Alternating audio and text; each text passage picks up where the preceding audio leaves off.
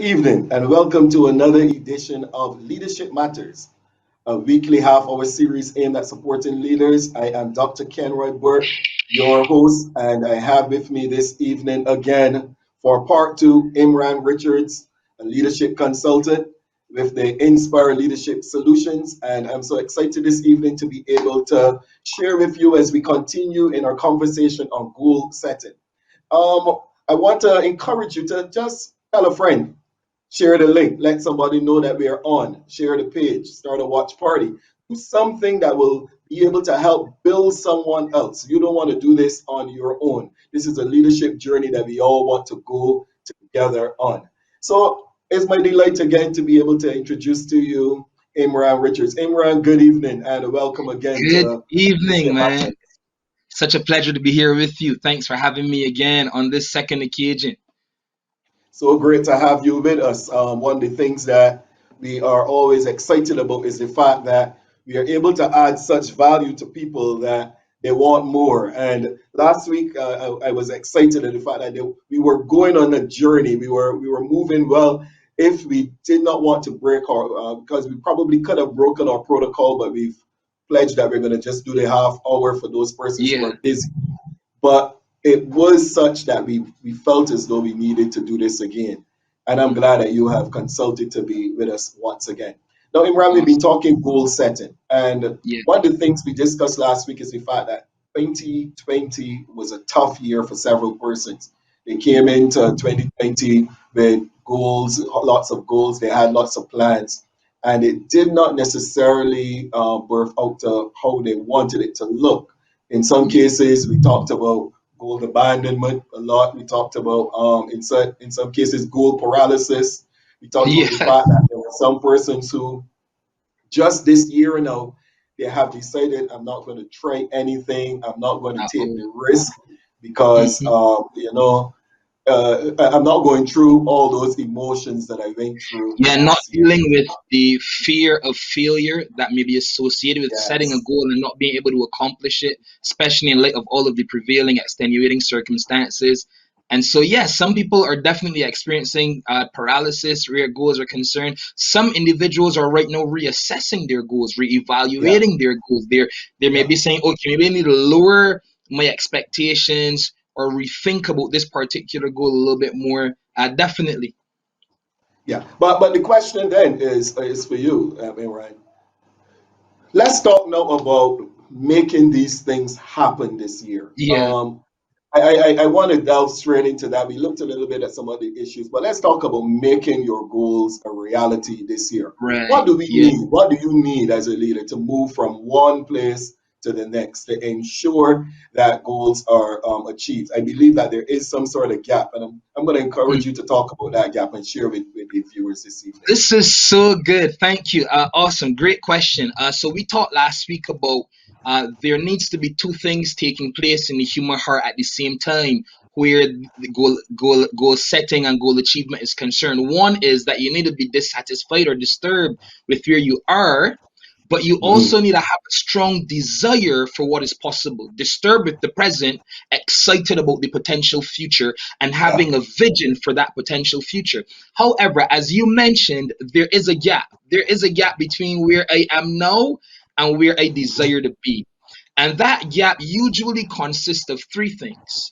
It's either a gap in our heads, maybe there's knowledge, there's information now that we Mhm. don't currently know that we now need to learn in order to move us closer from where we are to the place where our dreams rest. That gap may also exist in our heart. Maybe it's not a knowledge issue, it's not a head issue, it's a character or an attitude challenge. There's some individuals who, for very long, their attitude has stopped them from experiencing the type of altitude Yeah. that they would really be able to reach. There are some people whose competencies get them into doors that their characters don't allow them to stay in.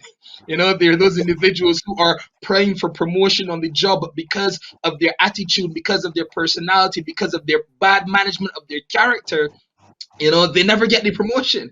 They Yeah. never quite Understood.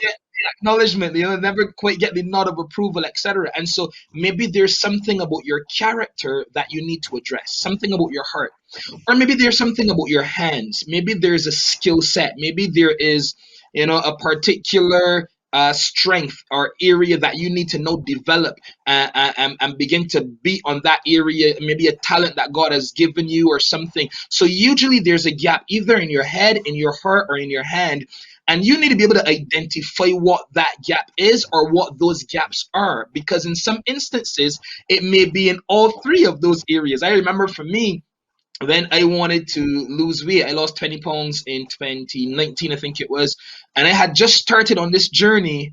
I had to set goals for all three of those areas. I had to work on all three of those areas, because number one, I needed to learn how to cook. So I needed to read books. I believe it or not, I Right. could not cook, right? Two, I needed to change my attitude concerning vegetables, concerning fruit, concerning healthy eating. I had a negative attitude concerning those things, and my attitude needed to change. And then, the skill, like I said, I needed to learn how to prepare certain meals, right? I needed to learn how to be handy around the kitchen. And so I think what is really important is for you to ask yourself, because the thing about goals is that while goals are necessary in order for you to have a particular target, and they give you an aim at a specific outcome that you may want, goals are really about who do I need to become in order to achieve this particular outcome. Okay, so that's solid. That's solid. Let's Yeah, let's investigate that a little bit. yeah, sure. Who do I need to become? Yeah. That presupposes that this person who is setting a goal is willing to change, Hmm. is willing to transition. Let's talk a little bit about that. The importance of transitioning in order to be able to carry the goal that you want to see accomplished. Yeah, no, this is really good. And for those of you, my favorite book in the entire world, it chronicles the story of the children of Israel as they were leaving Egypt. They were heading into the promised land, and God was bringing them out of Egypt because he wanted to bring them into the place that he had prepared for them, right? The challenge is the promised land was already prepared, but the people were not. Right? Right. And as a result, they found themselves circling in a wilderness for 40 years when the journey was just really about a 12 or 17-day journey. But they circled for 40 years. Why? Because the promise was prepared, but the people were not prepared.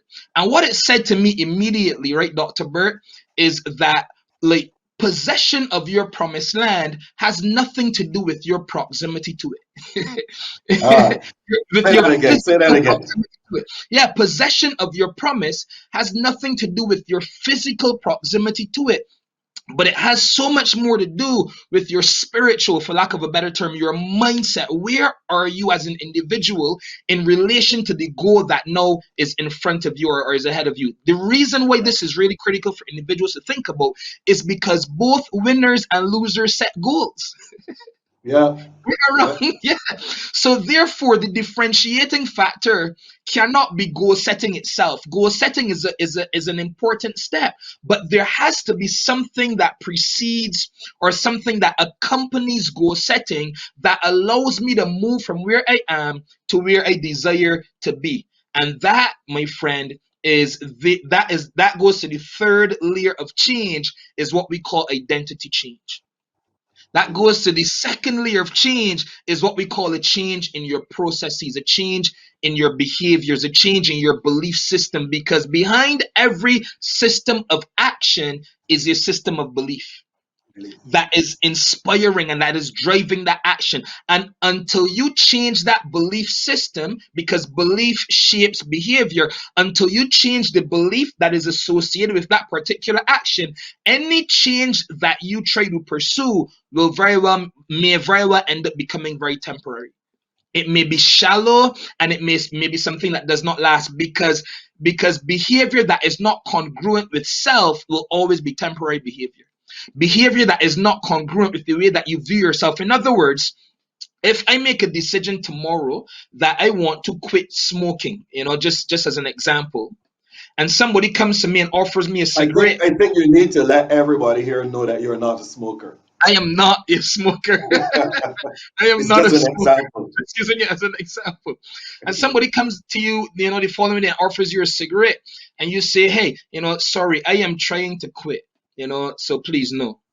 That is completely different to somebody coming and offering you a cigarette and you say, no, I am not a smoker. Yeah. I am not a smoker. Sorry, you can keep that. It's there's a shift there. It's a small shift in language, but that language is an indication of the way that you view yourself in relation to the particular thing that you're trying to accomplish. And this is why we talked about it last week. Goal efficacy. It's important to set a goal, but equally as important, or may I say even more important, is do I believe that I have what it takes, or do I believe that I have the ability to develop what it takes to actually achieve this goal? And that is extremely important. So the transition then becomes, okay, what do I need to do and who do I need to become in order that I may do this thing consistently? Because And what because what yeah, I'm getting from you there, Imran, is yeah, that these things precede the doing.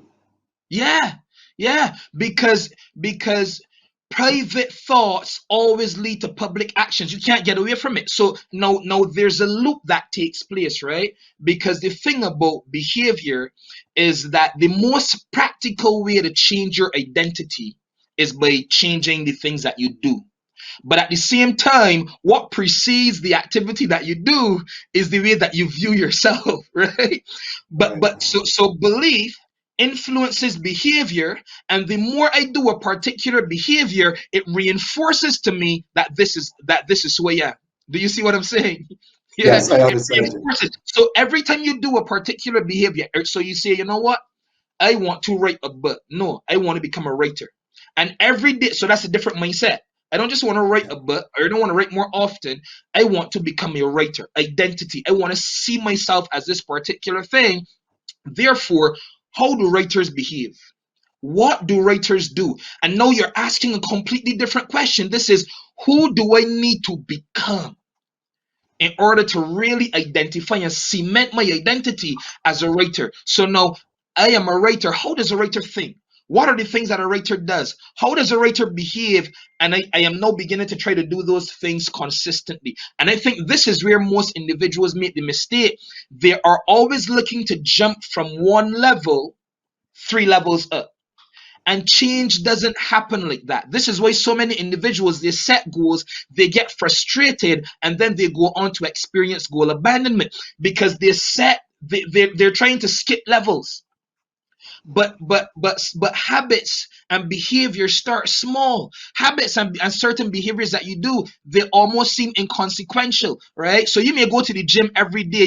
You start going to the gym 2 3 days a week, and you don't see any type of result at all, and you think to yourself, man, this isn't working, nothing is happening. But if you continue to do that every single week, eventually over time you begin to see the results. Conversely, we pay a little attention to those small damaging behaviors because we don't see the impact immediately either. So we think they're inconsequential. We eat the snack one day and we don't see an immediate impact, and we think, okay, you rationalize it, you justify it, it's okay. You have a negative attitude, one day, the way that you relate to your boss or the things that you say, and you don't realize, you get home late from work and you apologize to the kids and you think, well, it's only one day, it's only this one time. But you keep doing that long enough, and those small behaviors over time begin to have a significant effect. And if you're developing good behaviors and good habits, then time becomes your ally. But if you're developing bad habits, then time becomes your enemy. Because all of those Okay. snacks over time, you begin to end up with heart issues. All of that, all of that gym time, all of that attending the gym over time, you begin to see the results. The challenge is we think that these behaviors are so inconsequential, we don't assign enough value to them because we believe that massive success is only acquainted with massive action and not small, consistent action. Right. So you made me sit up there just now Yeah, because I'm seeing it now from the person who has a vision of where they want to go. yeah, They sure. know exactly where they want to go, and they may have even given themselves a time frame. And I Hmm. think that that is something that we take for granted. But several Yeah, persons give themselves a time frame. They say, by so and so age, I want to accomplish. But what would be one or two things that you would say to somebody who's watching this evening? definitely. These are two critical elements, three, whatever it be, elements that you need to heed to for you to be able to make this thing this because this one step at a time thing is unknown to some people. So Yeah. what are some of those elements that are necessary for us to be able to get that done effectively? Yeah, sure. One of the things that a quote that I heard recently, the person said Rome was not built in a day, but every day they were laying bricks. Ah, yeah, Every day they were laying bricks, but Rome wasn't built in a day, right? And what I would say to individuals like that is number one, have a clear picture of what it is that you want to achieve. Right, that's the first thing.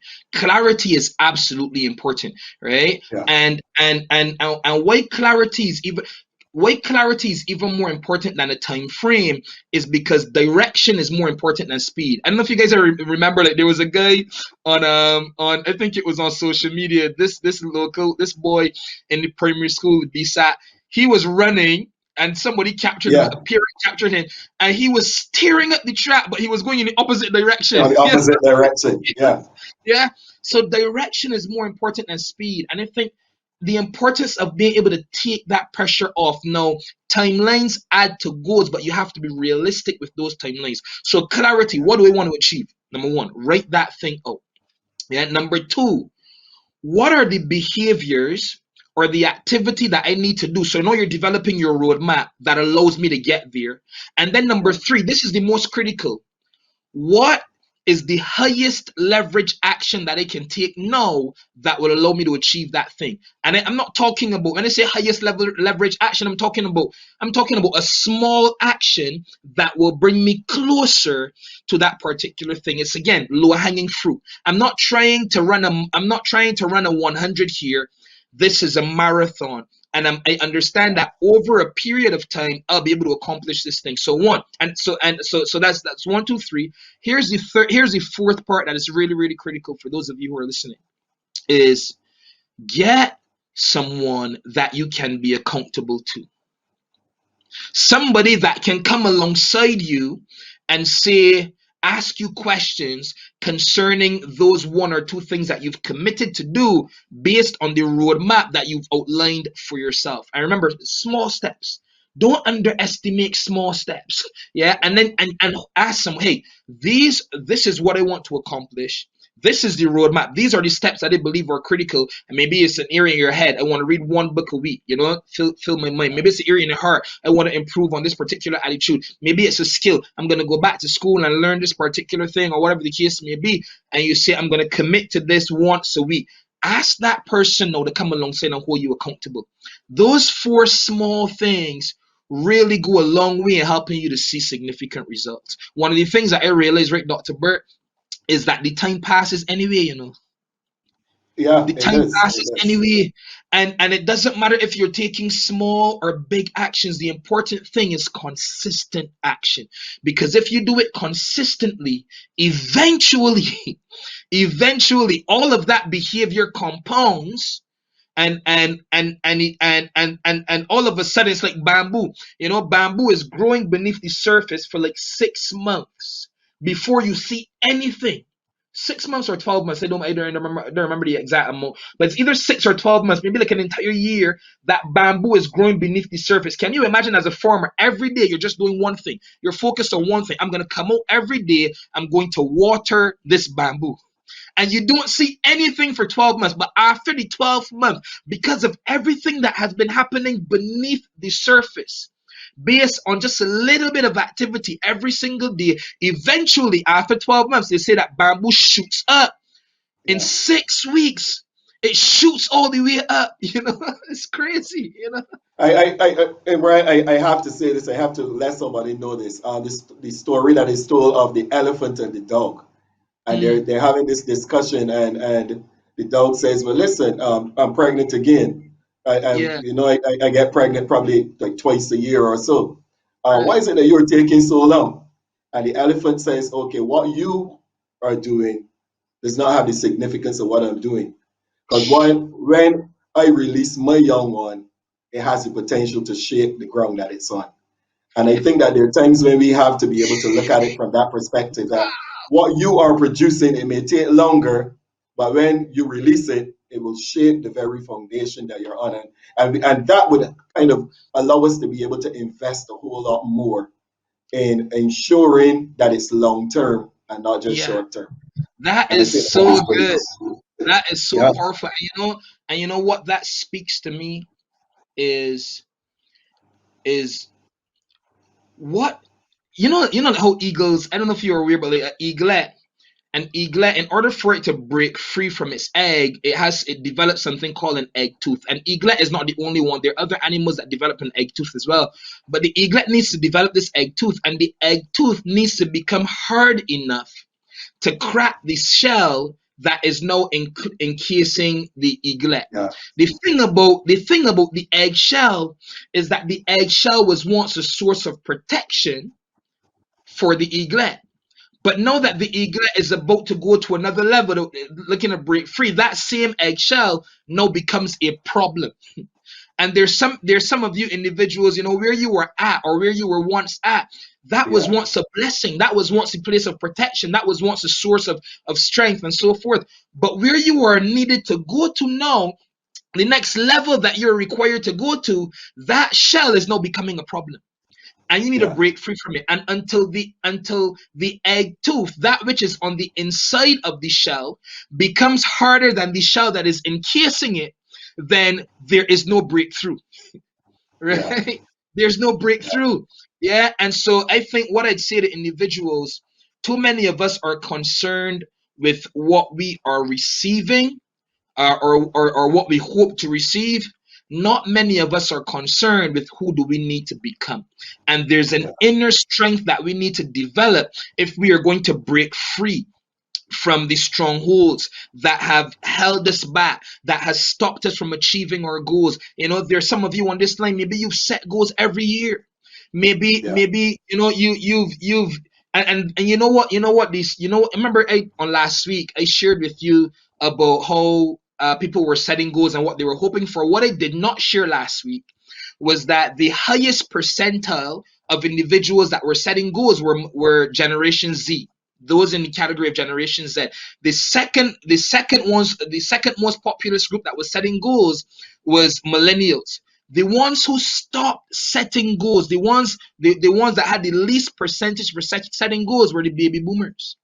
Were those mm, individuals who were 50 years and over, and perhaps maybe many of them have grown cynical. Maybe many of them have said, what, I've been yeah, beaten back by life. I set goals, nothing has happened. I've not been able to accomplish those goals. And as a result, they've just given up. They've accepted life as it is. I want to tell you, on this call this evening, don't long for more, but settle for less.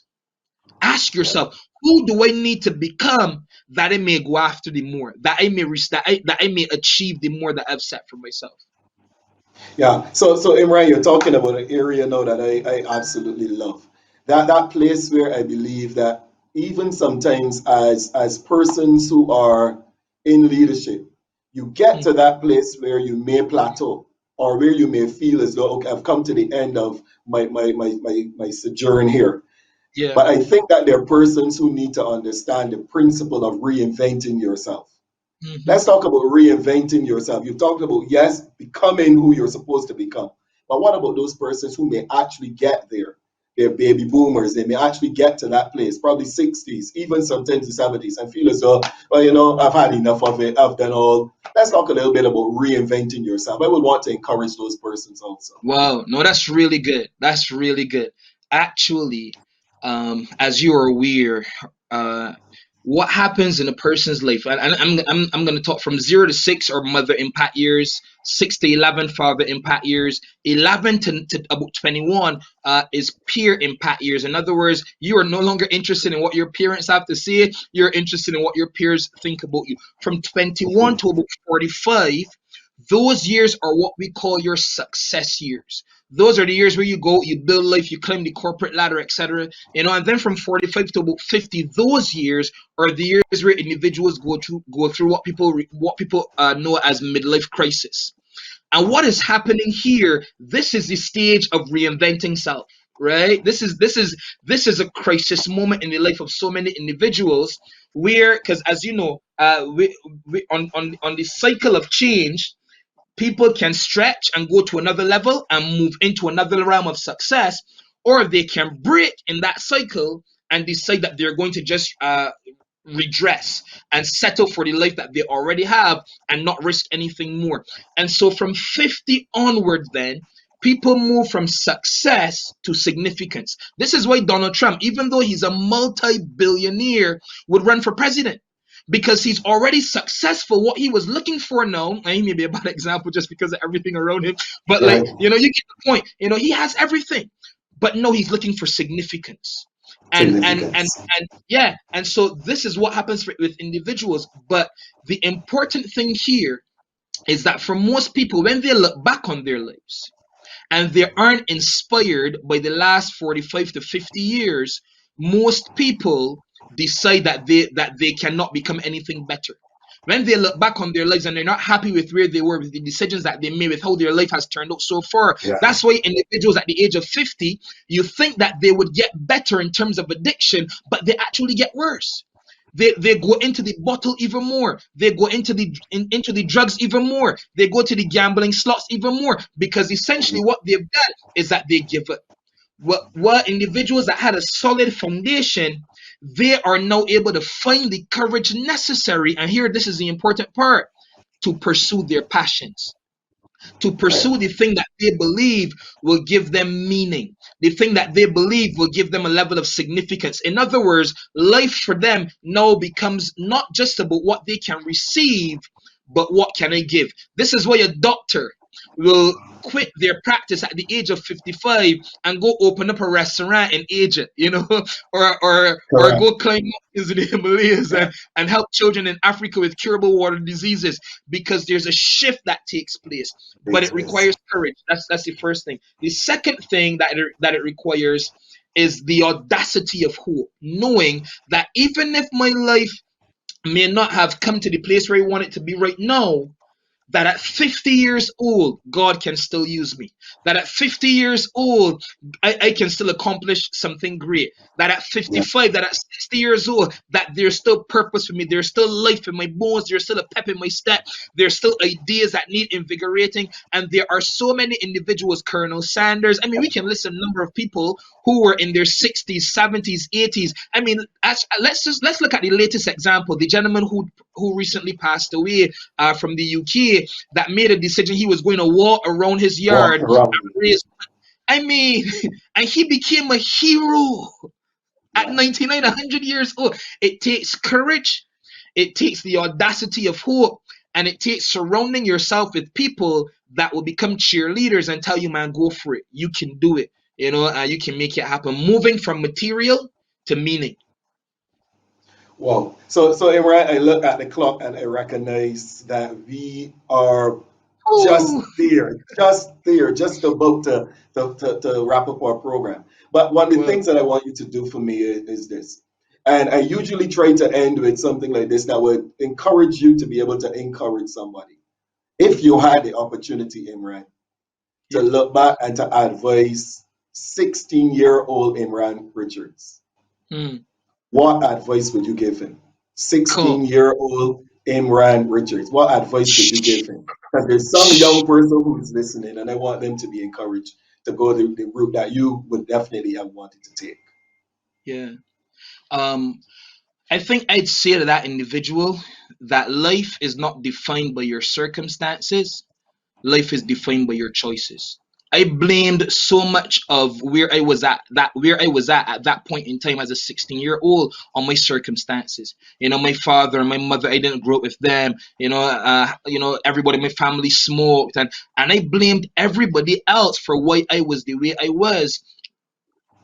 and I did not take responsibility for my actions.